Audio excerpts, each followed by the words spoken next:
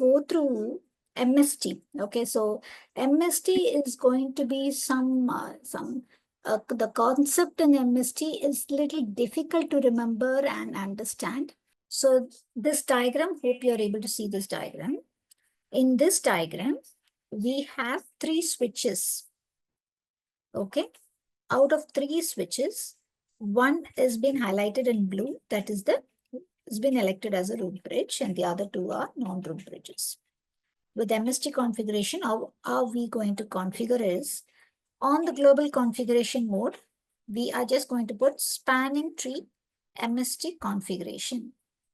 And we are going to split into regions, like I said, right, instances. So we are going to configure all these 3 switches under one region. So that is region 123, 123, 123. We are going. Revision number 1. Revision number 1 is just we can just mention any number as a revision number. But after, whenever there's a network topology change happens, and when the network convergence is happening, at that time, the revision number will automatically gets updated to the next value. So if it is 1 now, after the network topology change, it will become 2. That we need not configure, but initially it's optional only. If we want to do it, we can do it. Else, the revision value, the default will be 0, it will be set. And from there, it will be keep on incrementing. Next comes here, we have mentioned like instance 1 will have VLAN 1 to 50, and instance 2, we have VLAN 51 to 100. So same configuration should be applied in all the switches that belongs to the same region. All the switches that belongs to the same region. This is how we need to configure the MST initially. Okay, this is the initial or the basic configuration that should be applied on the switches. You're able to see my screen, right? The Word document which I'm sharing. The Word document only, right?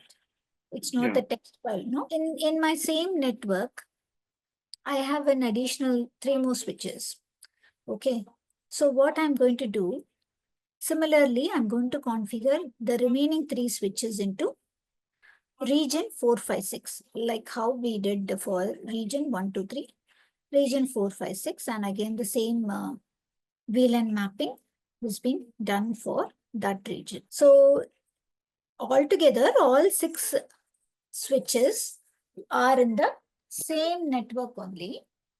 Same comes under same physical, but logically we are splitting the. Just give me a minute, just 1 minute. So all these 6 switches belongs to the same network, but logically we are splitting into 2 different regions. Okay, and mapping VLANs in 2 different instances. So what is going to happen here is, say, we have already splitted VLANs, right? Now, the logical representation will look like this, okay? So, region 123, region 456. And these are the ports which are connecting between the switches. So, these gigabit interfaces are getting connected to each other, right? So, if you go to and see the bridge priority that is configured, okay, so the default MSTI instance 0 region, instance 0 is 4096 for this segment of the network, and this segment we configured as 0. So what happens if you consider only this segment? This is elected as root bridge. Both are designated port, right, on the root bridge. On the non-root bridges, there will be one root port connecting to the root bridge. So here's one root port, here is one root port. This will be again a designated port connecting to the remote switch, and this will be an alternative port, will not be forwarding anything. So for this small logical network, this is how the configuration of the spanning tree election process takes place. And similarly, with this configuration, since it's 0, this is selected, also same designated port, root port, and all election has happened. So when we are going to combine physically these 2 regions connecting the gigabit interfaces. Okay, this is how logically it will look like. Region 456, region 123. Okay, why region 456 is selected as root is because the MST0 is having the low priority over here on this switch.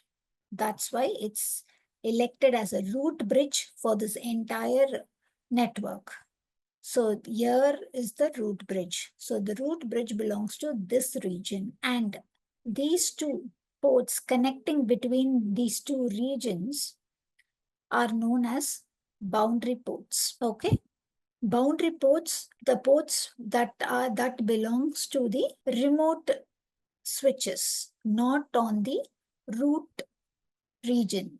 Okay. The root region obviously will be having the designated port. So from there, which logical network is getting connected, which would be the exit interface for that network will be decided as the boundary ports. There comes the CST and IST, what we have given as a definition initially.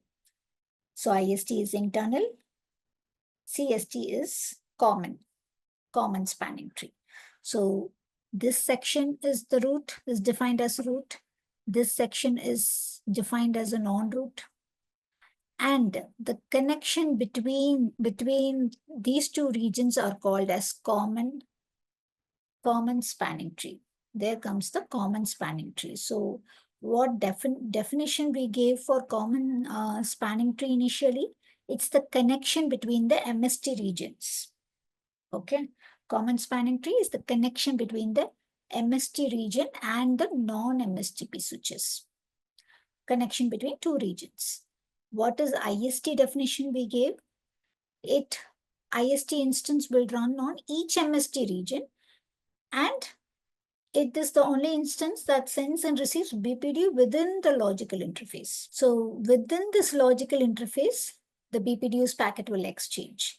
Within this, the BPDU packet will get exchanged. Until unless if this root bridge goes down, the election process will take in this switch, and those BPDUs will be sent to this region as well.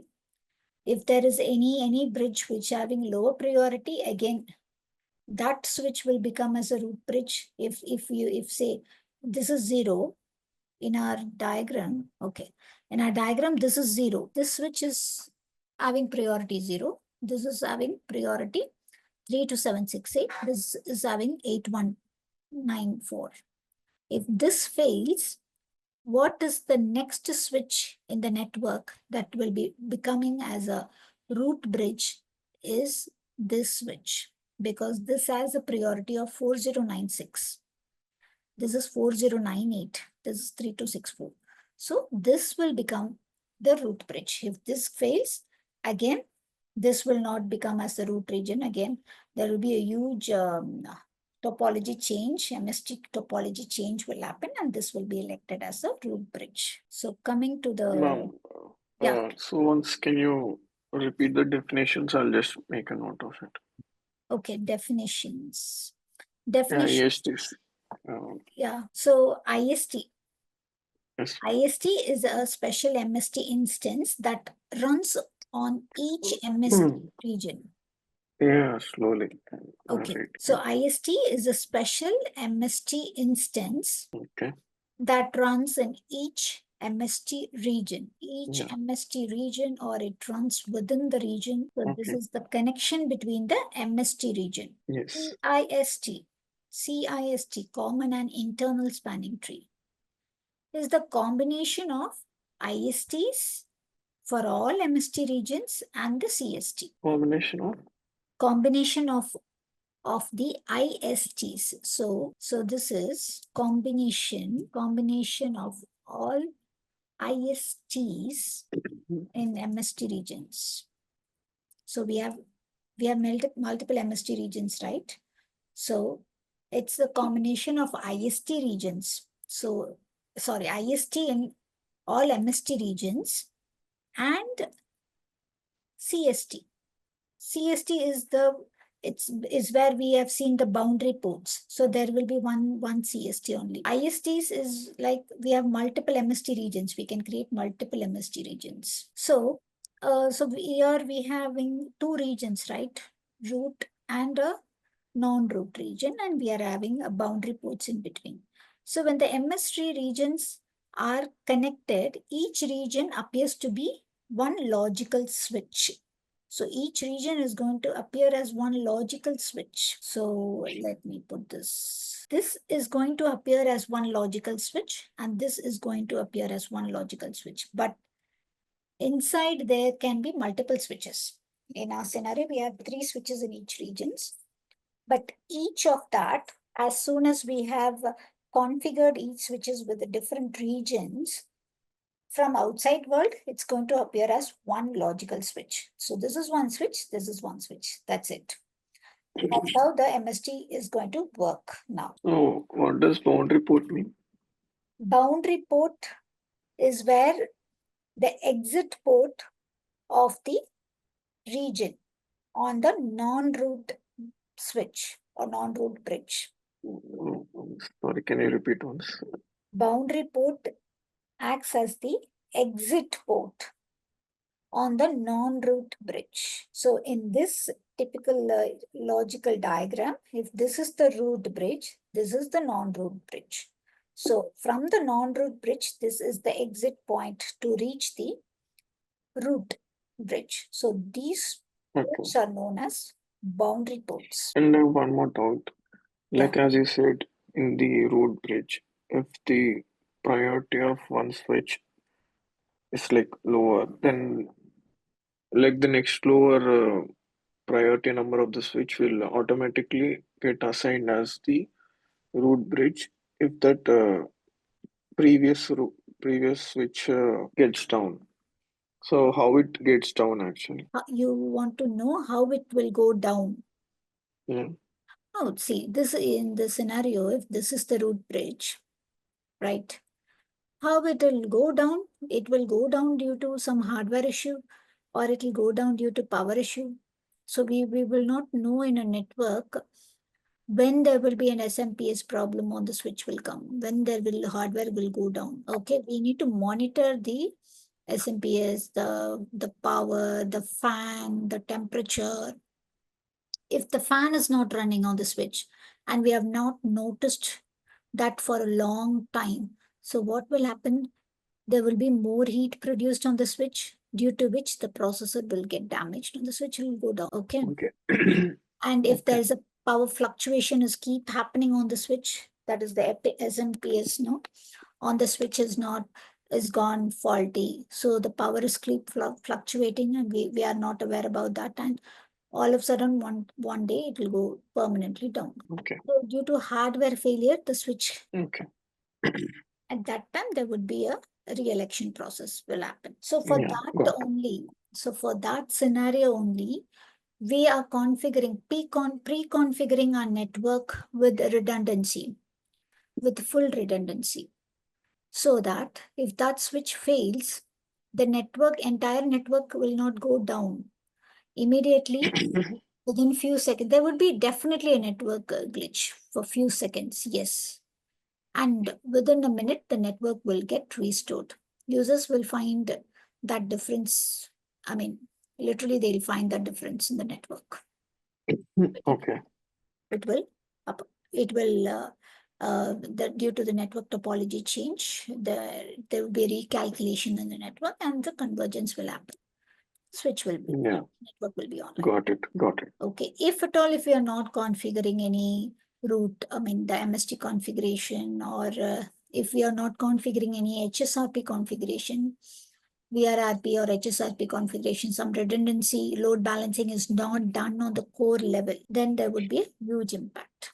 So MST configuration can also be applied, or you can also configure HSRP. You might have heard. Yeah. That can be also, HSR, yeah. it is for two routers, right? When two routers are connected to same switch. Yeah. Even we can apply it on the layer 3 switches also, HSRP. Similar, whatever we are going to apply the configuration on the network on the Yeah. side, same. Maybe next class you can tell that because I'm unable to imagine how the connections will be. Yeah. So similar. So we will have one virtual IP address, two physical IP addresses. So virtual will be the HSRP IP.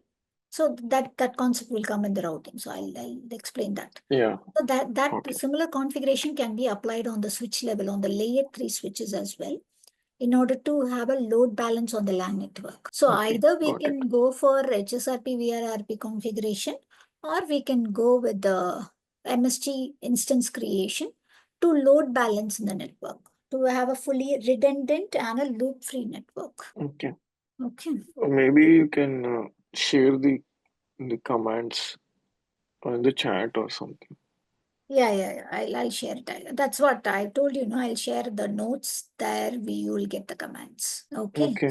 So this is what we were discussing about the boundary ports. Okay. So like each MST region that are connected will appear as one logical switch. And the spanning tree that connects between the region is called as common spanning tree. Yes. Okay. And the Yes. boundary ports are connected on the non-root region. Okay. So that will be like as a designated bridge for both the links. Okay. But there won't be any boundary port on the root regions. There is no boundary port. Okay. Next. So the common and the internal spanning tree, as we said, is a combination of each region's IST and the CST. Together, we call it as common and internal spanning tree. Yes. Okay. So the CIST, the common and internal spanning trees regional root functions as the root bridge of the regions in the IST root. Okay, so in the IST root, so there will be a root bridge. See this picture if you go. So for each IST instance, there will be a root bridge. For this instance, this is the root. For this instance, this is the root. Why this is selected as a root?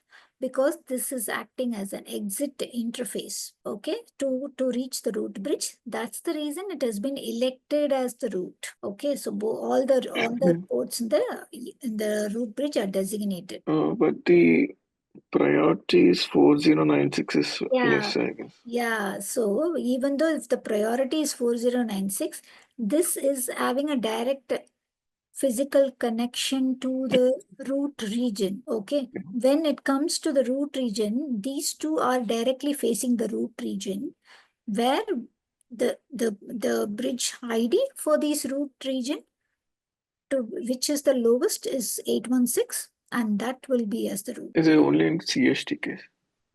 This, sorry? Like it is actually done in only in CST case or anything else? In Yes, any this is, other? no, this is only for the CST, yes.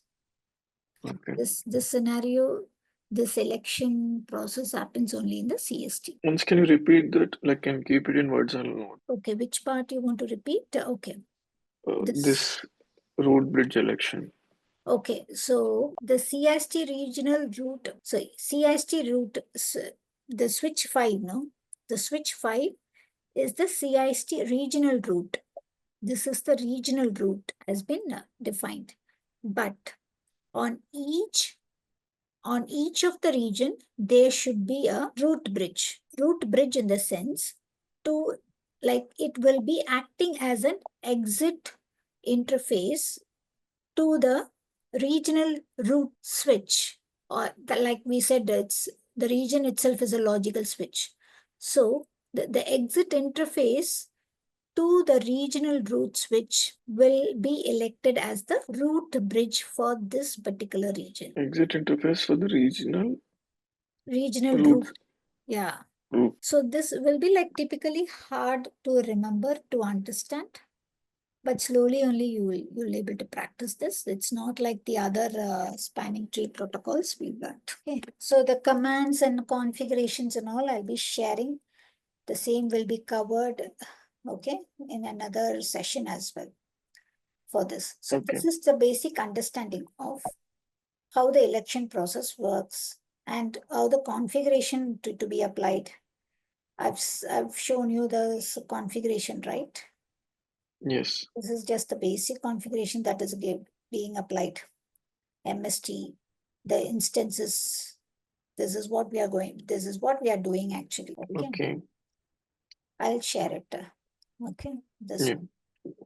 Okay. Okay, let's park this, because if you're going to discuss more on this, no, it will be confusing only. So let's okay, let me draw something. So here I have one switch, another switch. So this is how the switch is getting connected.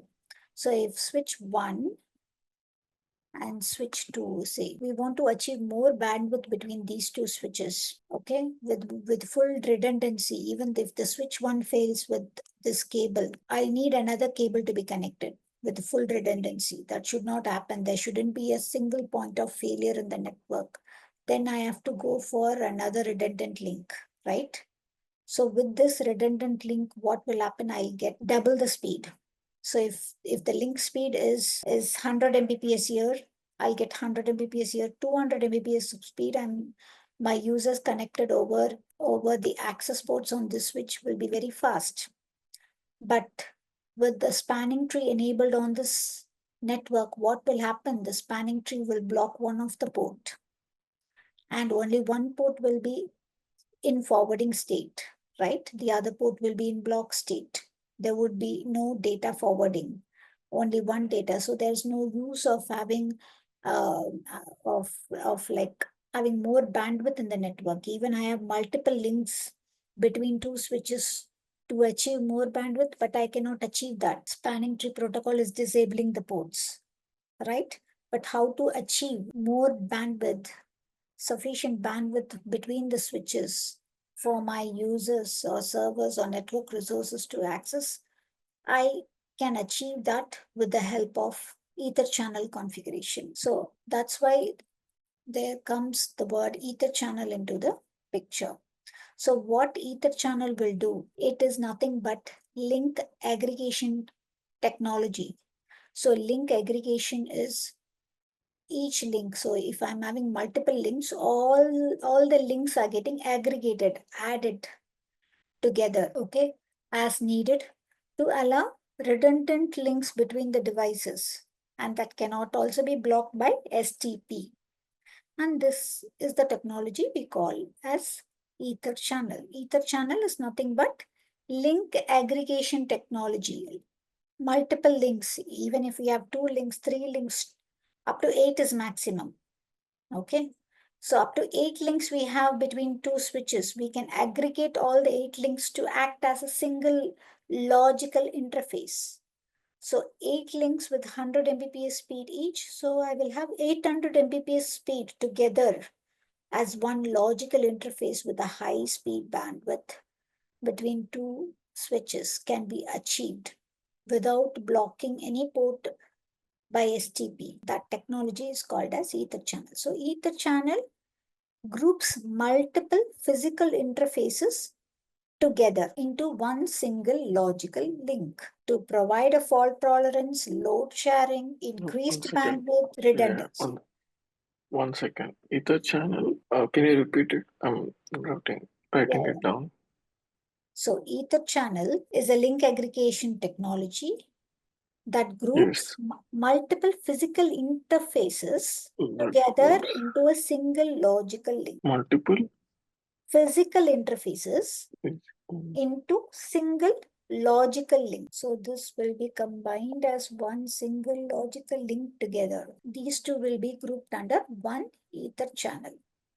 So what is achieved here is fault tolerance,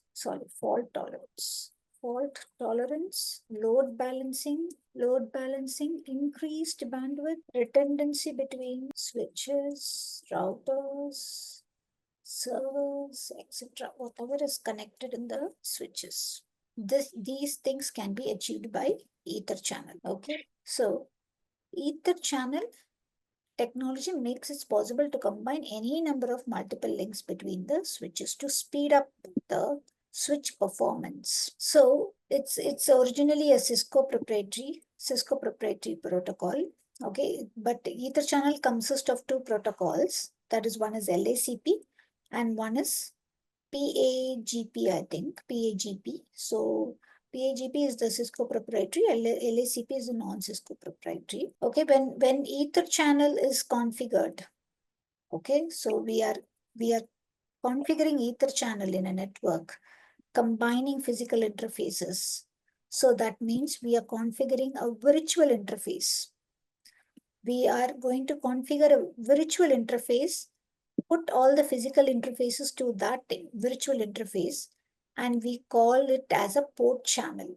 We call that interface as port channel. Okay, so ether channel is a technology, but how that has been achieved? By putting all the physical interfaces, okay, like all physical interfaces into logical interface called as port channel. So the physical interfaces are bundled as I've drawn no in the diagram. It is bundled into one port channel.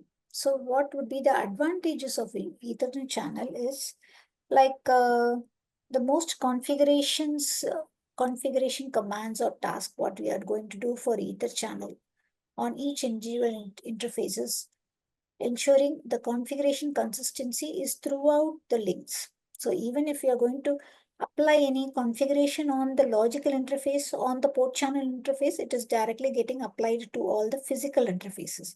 So you need not go configure on each and every physical interface anything. Okay, so in this scenario, the ether channel is for the trunk interface, right?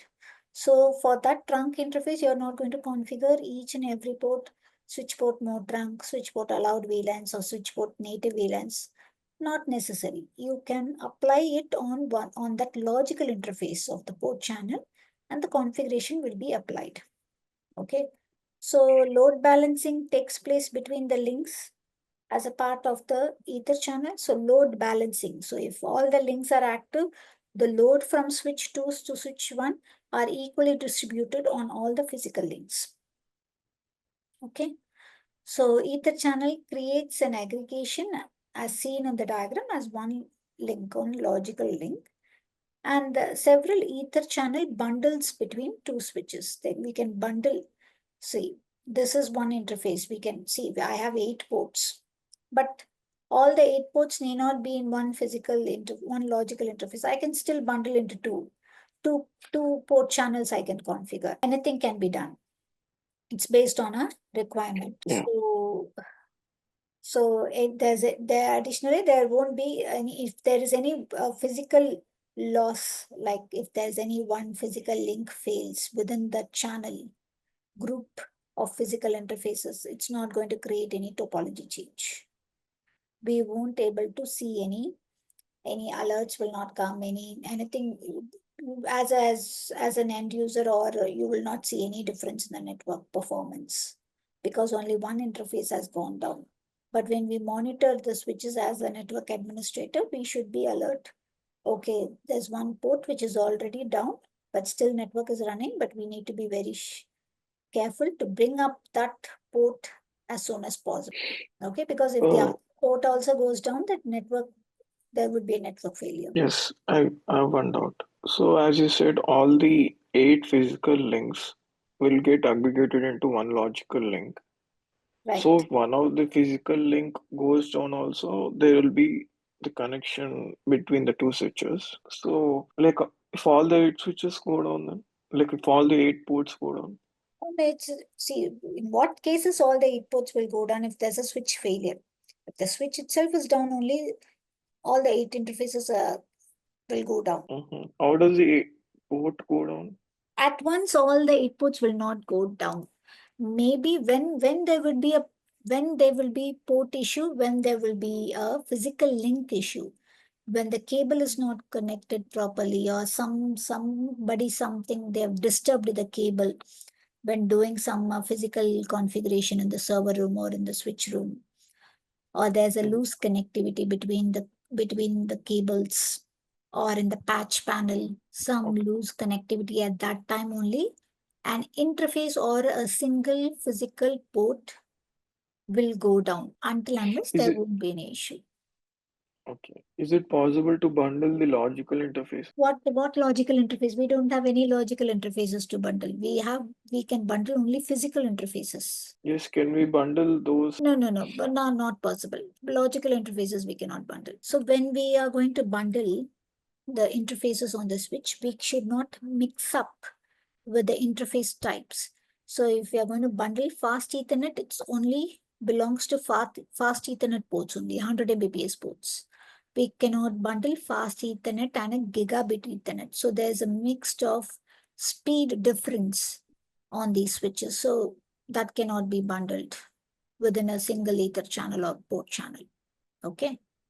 It should be either gigabit or fast Ethernet. Same interface types should be bundled. Each ether channel or port channel consists of up to 8 compatibly configured Ethernet ports. Sorry, I didn't understand. Can you repeat it? No. For each ether channel or port channel which are going to configure, a virtual interface we are going to configure, that is compatible of 8 physical ports. Why only 8? That's the limit actually. Okay, the switch will have only 8 ports. No. Switch can have a 24 port switch or 48 port switch. Switch can be of any number of ports.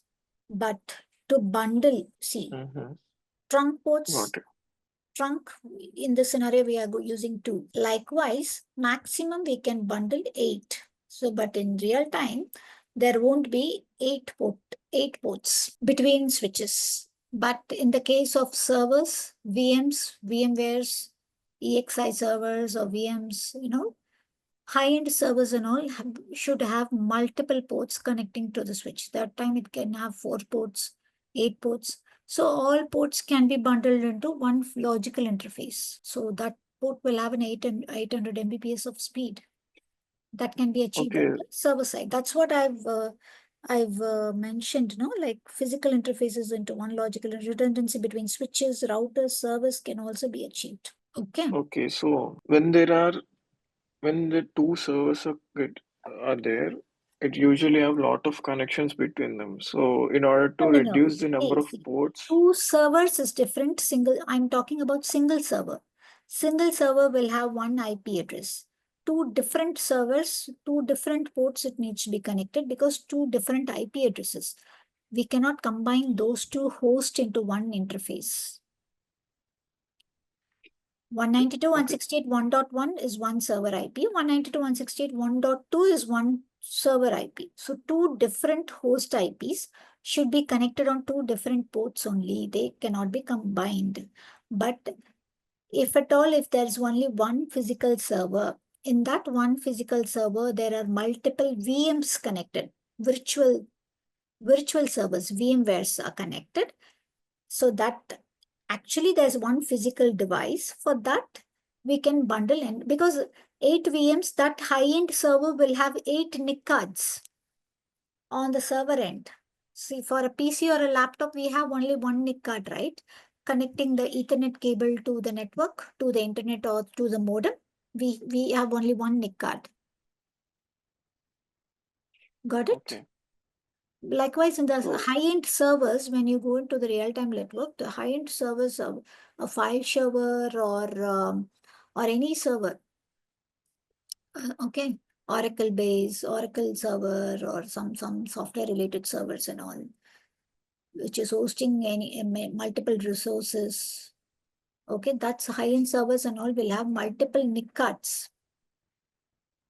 If you see on a desktop machine, at the back of the CPU, you will find only one NIC interface.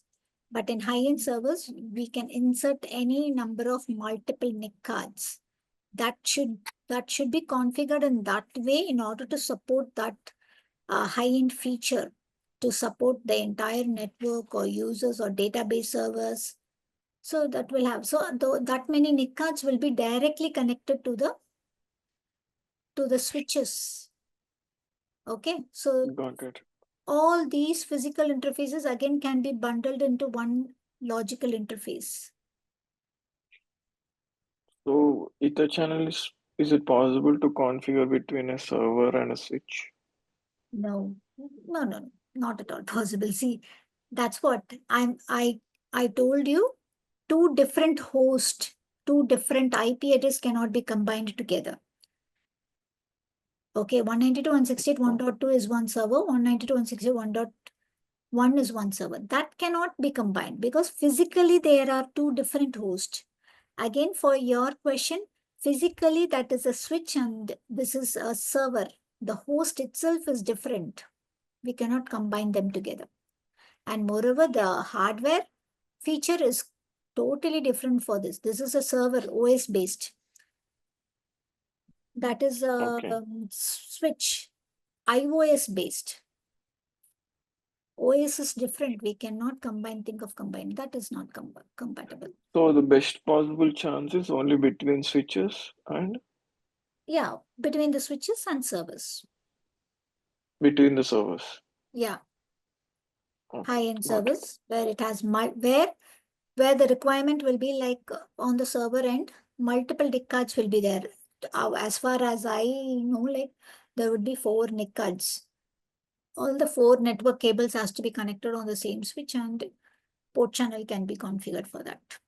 Else what will happen? Uh, MAC address flapping issue will happen because o- 4 ports, 1 physical device, there would be one for one server, there will be one MAC address, right? That MAC address will be keep on being learned on each and every interface on the 4 NIC cards. Again and again, it will be learned. oh, okay. So my doubt is Ether channel can be configured between two switches and two servers with different IP address also. Yes.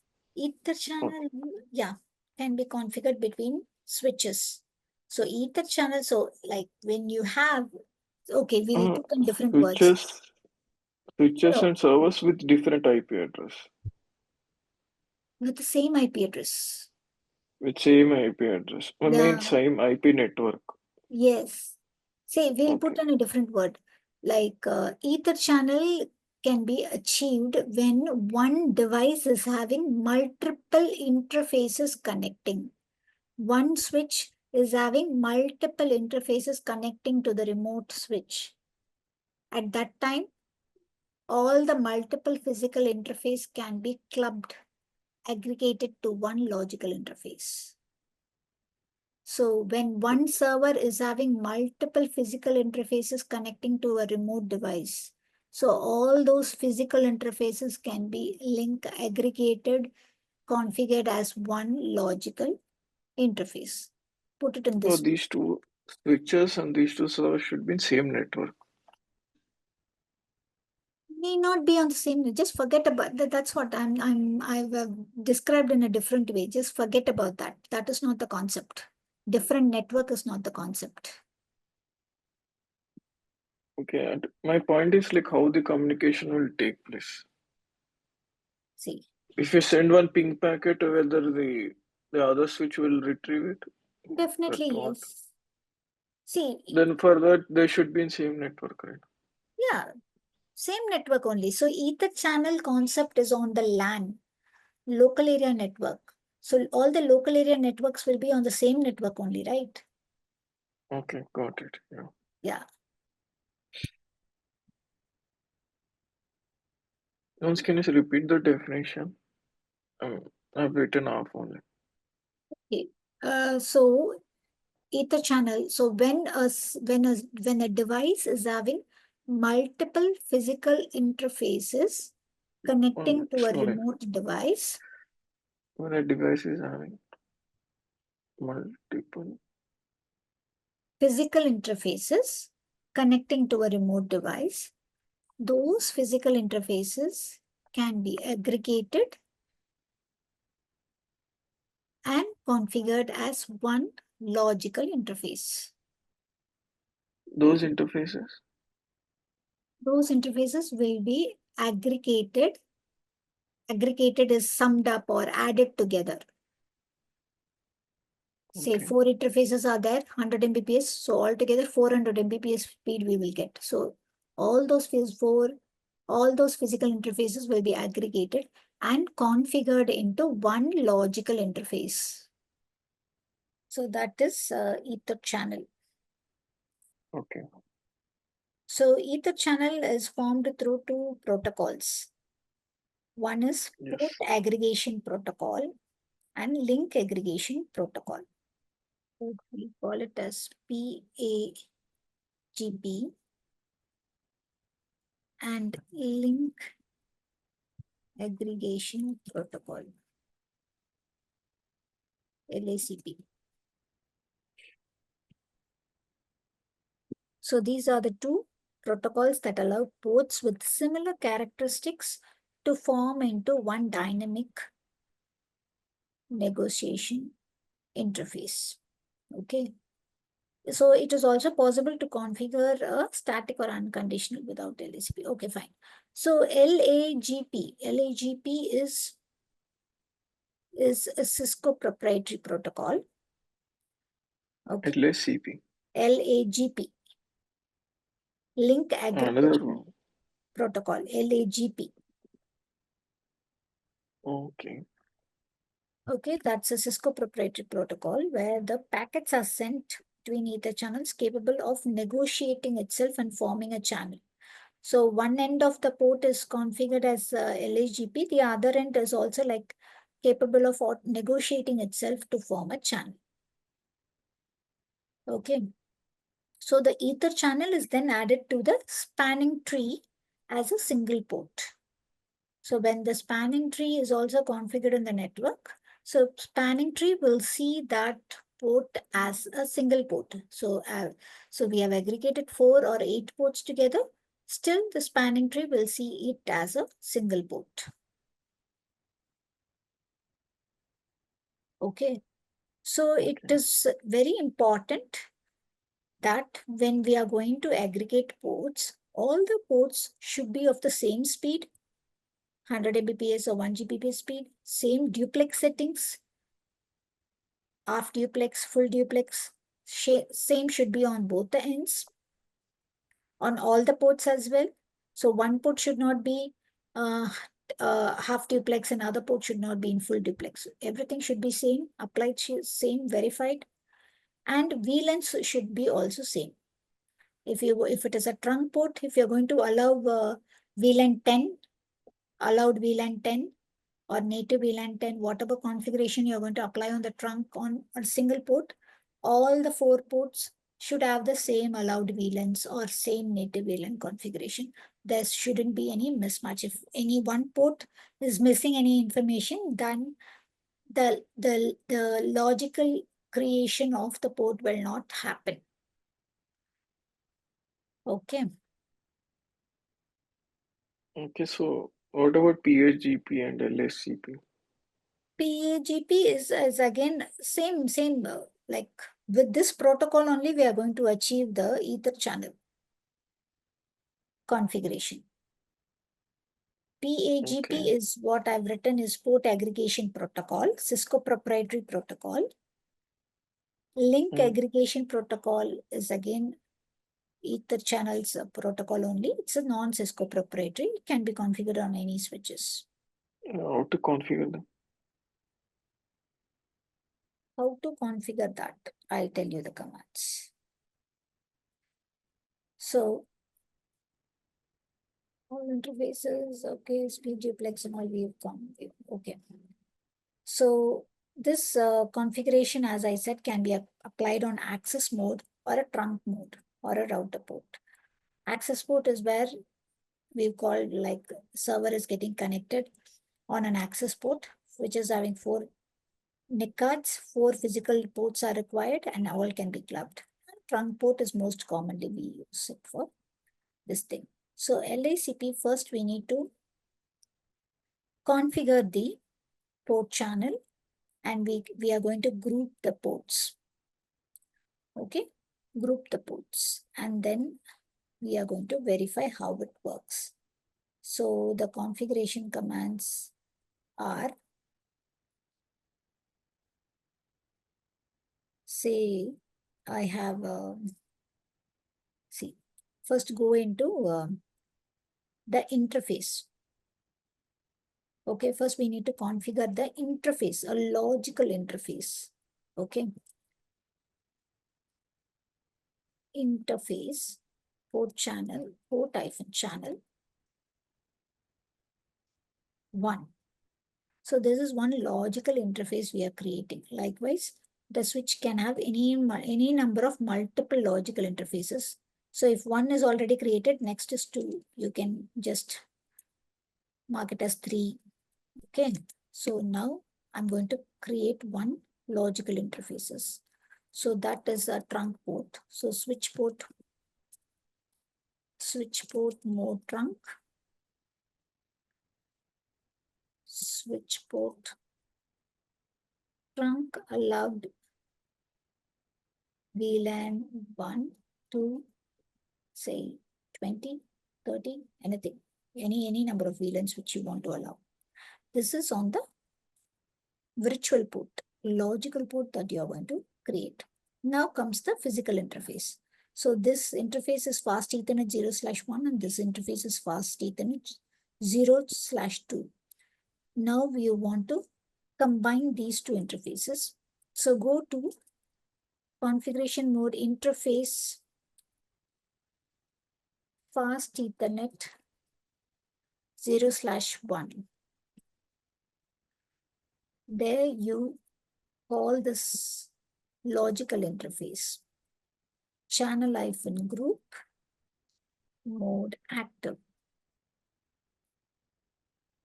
Okay, sorry, group 1, because the port channel what we have described there is port 1. So channel-group port 1. Okay, and similarly, if you want to group the other interface, want to group that other interface also should come under port channel, right? So fast Ethernet 0/2 channel-group same 1 mode active. This is LACP. Yes, LACP. Can you remove the diagram? Okay.